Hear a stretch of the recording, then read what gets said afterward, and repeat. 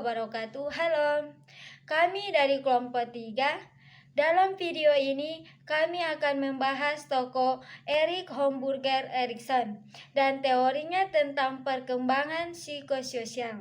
Saya sendiri, Mazia Vandasunge, akan membaca biografi Erik Homburger Erikson. Erik Homburger Erikson adalah seorang psikologi perkembangan yang lahir di Jerman pada tahun 1902. Ia terkenal dengan teori psikososial development yang menjelaskan bagaimana manusia berkembang melalui tahap-tahapan yang berfokus pada konflik psikologis dan sosial. Teorinya terdiri dari 8 tahap perkembangan yang mencakup seluruh rentang kehidupan manusia dari bayi hingga usia lanjut. Berikut adalah pembahasannya.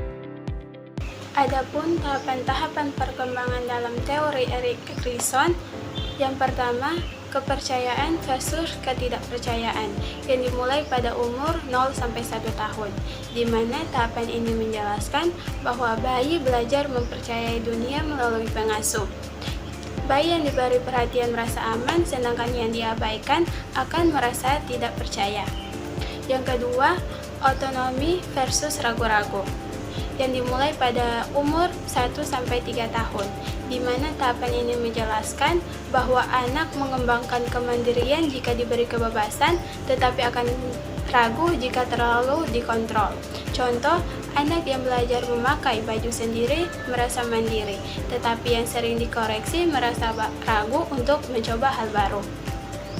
Yang ketiga, inisiatif versus rasa bersalah, yang dimulai pada umur 3-6 tahun, di mana tahapan ini menjelaskan bahwa anak mulai mengeksplorasi dan berinisiatif.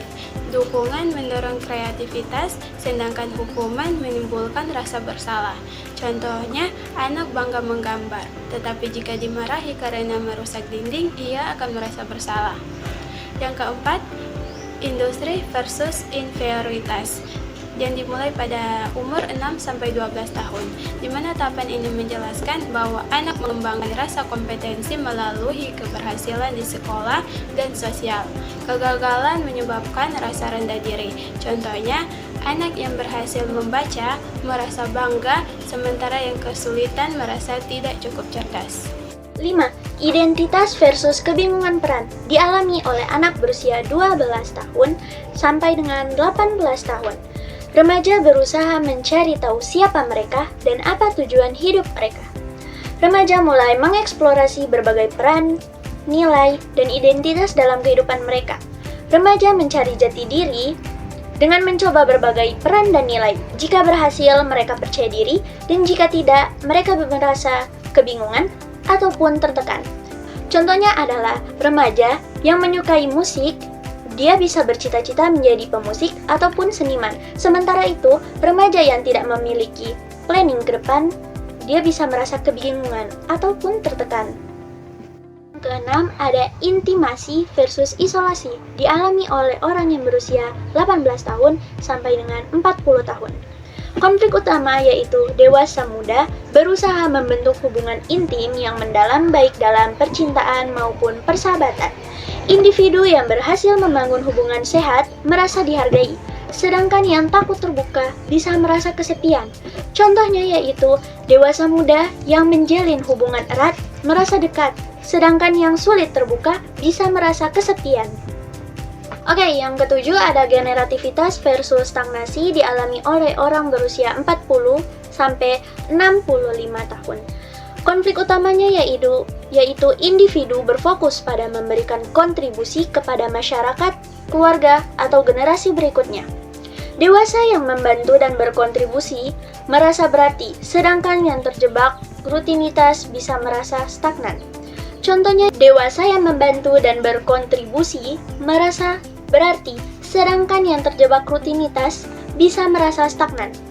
Contohnya yaitu orang yang bangga menginspirasi orang lain merasa puas, sedangkan yang merasa tak berdampak bisa kecewa dengan hidupnya sendiri. 8.